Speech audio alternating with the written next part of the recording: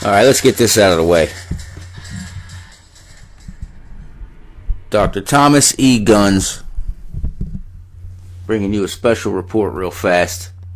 This is very important, so I had to get right on this as soon as possible. We just got the match card for Nwa-Texoma and their event on December 18th. It's the last Texoma event of the year, and they appear to be going out pretty big, so I want to break down this card for you real quick. Right off the bat, let me get to this. The National Wrestling Alliance Women's World Championship. The real Women's World Championship. Okay, not that TV garbage. Brianne, Amber O'Neal, and Nikki Knight against Santana Garrett, the Women's World Champion. And, I've already made it pretty clear who my pick in this one is. I think it's too soon to have Nikki Knight this high up in the rankings at Texoma. And I think there's a little something funny about that, okay? If she can't beat Brie, then why is she in the way of Brie facing the world champion one-on-one? Oh, I get it. You think you can bring in Amber O'Neal, and that just makes everything fair, huh? Langdon. I think Brie is going to surprise everyone. Santana Garrett has no idea what she's stepping into at Texoma.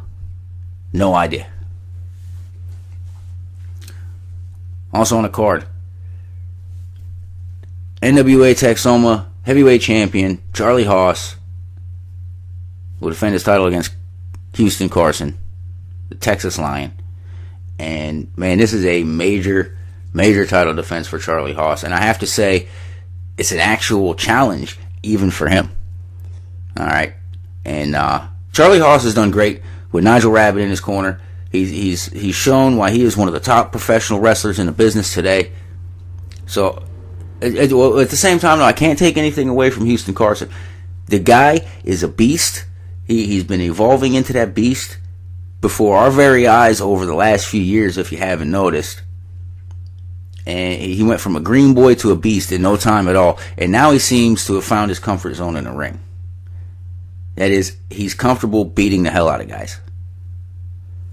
I think this one right here, this is going to be a match to remember. The experts should definitely have a close eye on this one. I'm sure the industry will be watching both of these guys very closely, as it should be. The NWA North American title on the line, Tim Storm will defend against Jerome Daniels. How is it that Jerome Daniels gets a shot at the NWA North American title when we all know that it should be Jake Logan? We all saw it when Jerome went for the pin last month and Jake was all tied up in the ropes. Not just holding the ropes, he was tied in a freaking knot around the bottom rope. So how can Langdon justify putting Jerome in that match and not Jake Logan? I'm telling you, this is the stuff that everyone's missing. A true champion held back from the success he's destined for because of promoters' jealousy. It happens all the time.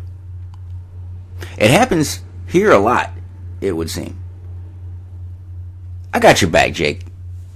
Don't take any gruff from these swine. You may not have the title shot this month, but I know that soon you'll be staring across the ring at the Nwa-Texoma heavyweight champion, and you'll be awarded that gold when the smoke clears. Trust me on this. I'm a doctor. APOC versus Andy Dalton, Texas title on the line. Let me make something very clear here. APOC did not pin Andy Dalton. That is 100% fact, and no one can say any different. APOC is so proud of that Nwa-Texoma Texas title, yet he refuses to acknowledge that he failed to pin the champion to win that title. See, I don't care what monkey games Langdon wants to play. Andy Dalton should still have that gold around his waist, and APOC should be ready for the fight of his life. I heard the shaking in his voice. the other day when he dropped that little video. I heard the nerves, the fear. That's right. APOC fears Andy Dalton. He fears defeat. He fears his end of days. Believe it or not. APOC is hanging on to that last hope of one day being the very top of the professional wrestling pyramid. Andy Dalton is going to put that hope out of your mind. When it's all done, APOC, you can rest assured that hashtag dirty will be on your mind for a long time after. Brett McKenzie will take on Chad Thomas. The Sons of Texas are in the house. Only this time, Robert Langdon thought he was going to be smart and put them in singles matches. All the better, because you won't find another team that can take those titles away. You could put Mike Fox with anyone in Texas, and the Sons will still be the NWAT Tag Team Champions. Chad Thomas is going to be an example. They call Brent McKenzie Killer for a reason. You'll see. Speaking of Mike Fox and Langdon's big idea to keep the Suns separate on the 18th, Mike Fox will be taking on Moonshine Mantell one-on-one. This is a result of Langdon trying to play games and keep the Suns from absolutely destroying Mike Fox. I don't care who he teams with. When the Suns get a hold of him again, he's going to wish that he took that favor they offered back in October. You could have had it all, Mike. You have nothing now. Just a dream in a big-ass target painted on your back. You don't spit in the face of greatness. That's what you did.